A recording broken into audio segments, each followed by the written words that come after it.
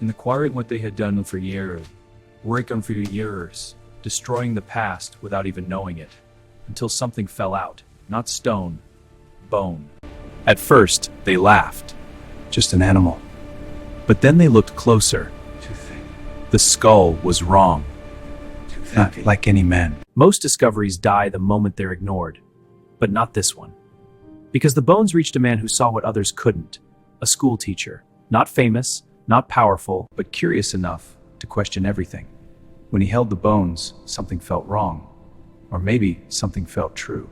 They were ancient, older than history itself. Fulrott sent the bones to anatomist Hermann Schaffhausen. Together, they made a claim that would divide Europe. This was not a modern human, a different kind man who now lived long before us. At a time when the world believed humanity had always been the same, this idea was dangerous. Because if it was true, everything people believed about human origins would collapse. The backlash came fast, and it came hard. This is a lie. A deceased human. A mistake. Religious leaders rejected it. Scientists mocked it to create a missing link. The timing made it worse. Because just a few years later, Charles Darwin. And suddenly, there was a fleet world in sight.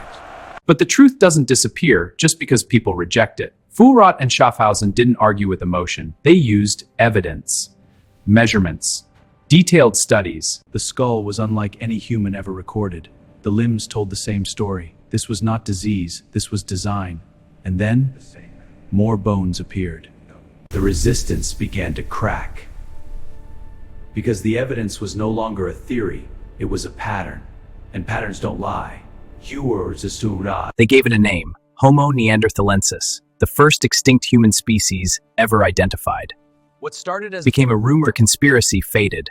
The truth remained. But the real story isn't about bones. It's about what they forced us to accept.